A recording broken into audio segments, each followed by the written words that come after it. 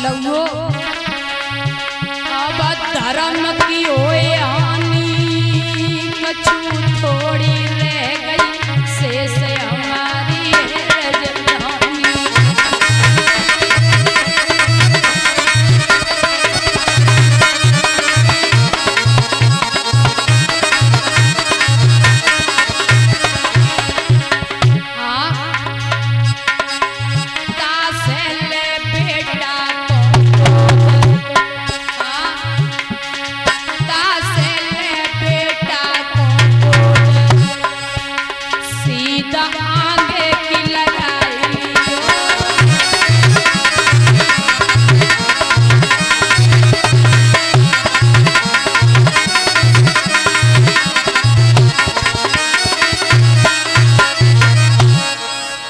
जवाब दियो, बेटा को गोदी में ले लो, आप आगे बढ़े चलो। तब तक भगवान की कृपा सो बेटा को मैया कुछ होश आयो, सो मैया को हिम्मत बन गई। बेटा रानी ने जवाब दिया, आप तो विप्रवर ज्ञानी हो, पानी की मोए जरूरत का हम खुद ही पानी है। मेरे शीश पे भैया कर्ज रखो, रड़दारी लेख नहीं सकते, पानी पीना है बड़ी बात, हम पानी देख नहीं सकते। पानी पीना बहुत बड़ी बात है, हम पानी को देख नहीं सकते।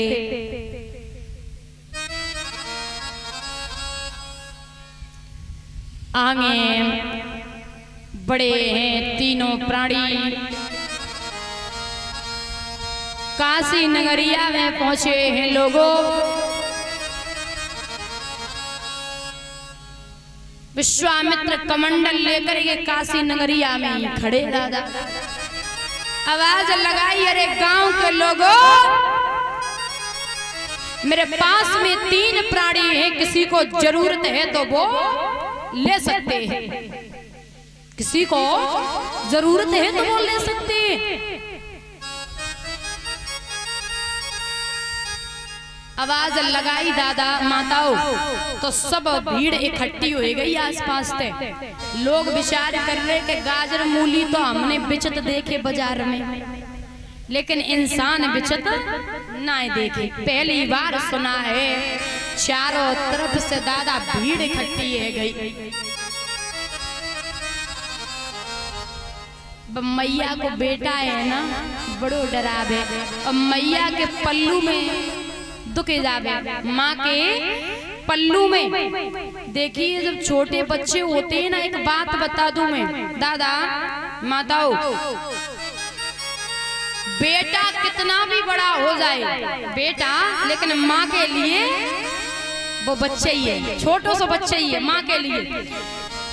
बेटा कहीं से आए, धूप में से वो मेहनत करके आ रहा, कैसे भी आए तो बेटा माँ के आंचल से मुंह जरूर पहुंचेगा। माँ के आंचल से आएगा, माँ की साड़ी देगी, माँ पहने साड़ी तो एकदम पल्लू, साड़ी के पल्लू से मुंह पहुंच लिया। आदत होती है, हमारे भाइयों की भी आदत है।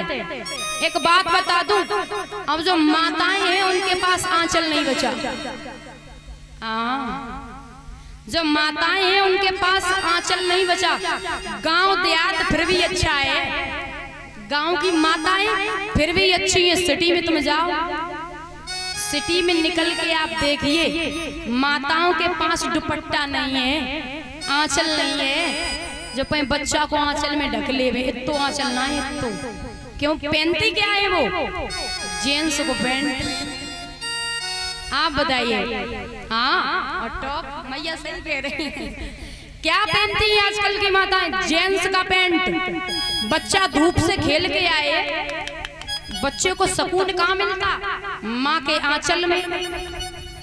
यहाँ भाई बैठे, ये बात सत्य है, बच्चा कितना भी बड़ा हो जाए, कई भाइयों की आज भी आदत होती है, शादी बेशक हो जाए, घर में बहू आ जाए, लेकिन आदत होती है, अगर माँ घर में है तो सबसे पहले जाएंगे, बाहर से आ रहे, माँ के पल्लू से चेहरा पोंछा, माँ के आंचल से मुंह पोंछ लिया। समझते हो आप कितनी भी मेहनत करके आ रहे हो, अगर माँ के आंचल से आपने मुंह पोंछा है तो आपकी थकान है वो सारी दूर हो गई। माँ माँ होती है, माँ से बड़ा तो कोई होता ही नहीं दुनिया में। लेकिन भाई अब तो कछु माताएं ऐसी हैं जो बच्चन सुकून नहीं दे सकती हैं। पहनावा बहुत बढ़िया है उनका, गांव देहात फिर भी अच्छा है, बढ़िया है। तो कम से कम आंचल बचा के रखो। वो बेटा डराए रहो, घबराए रहो है सो मैया के साड़ी के पल्लू में बार बार दुख जाता है। मैया देख रही है, हम पूत डराए रहो। सुखदेव बाबा वर्णन करते ही राजन परीक्षित,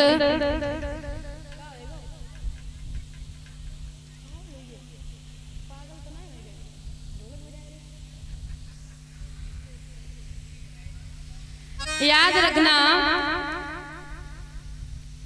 माताओं, सबसे पहले एक वेश्या आई और जवाब दिया, इसका लड़की का क्या मोल है, ये हमें दे दो।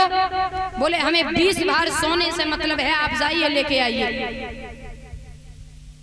वेश्या सोना लेने के लिए गई। विश्वामित्र से मैया बोली, बाबा एक वेश्या के हाथ में मत देना, नहीं तो मेरा धर्म है वो नष्ट हो जाएगा। नहीं देना बाबा। बोले धर्म की अगर इतनी पड़ी तो बिकने क्यों आई? तारा बोली, बाबा धर्म के कारण बिकवे आई, और धर्म भी चला गया तो मैं कहीं की नहीं रहूंगी। मैं धर्म के कारण बिकवे आई हूँ। बोले अब मैं नहीं जानता, मुझे 20 भार सोने से मतलब है खाली।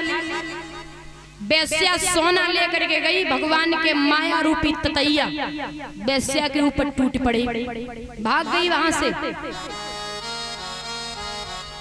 एक बात बोलूं ना दादा, धर्म रक्षत रक्षता, धर्म की आप रक्षा करोगे तो धर्म आपकी रक्षा करेगा, ये सत्य है। थोड़ी देर के बाद एक ब्राह्मण आए और ब्राह्मण ने मैया तारा और बेटा को लियो 40 भार सोना दे दिया। कारू मेहतर आया, हरिश्चंद्र को लिया, 20 भार सोना दे दिया। तीनों प्राणी जब अलग हुए तो राजा हरिश्चंद्र रोए के बोले, तारा मेरे जैसा पति संसार में कोई और नहीं हो सकता। मैं बड़ा दुष्ट हूँ जो अपनी रानी को, अपनी प्राणन प्यारी को अपने हाथन से बेच दियो। मेरे जैसा दुष्ट कौन होगा? तारा बोली, महाराज हमें बिकवे को दुख ना है, हमें बिकवे को दुख ना है। दुख ये कि आपका साथ छूट रहा।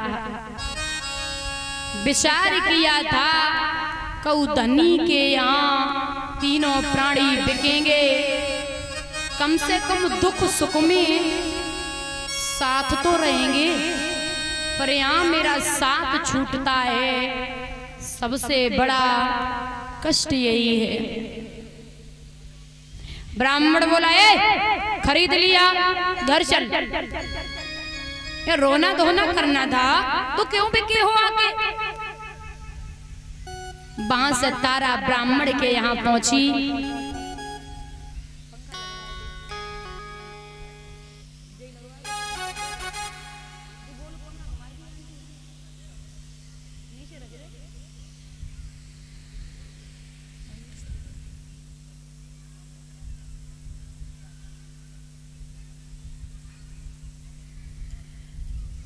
याद रखना,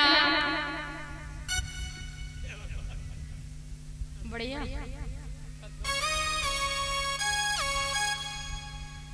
श्री सुखदेव बाबा वर्णन करते राजन परीक्षित, याद रखना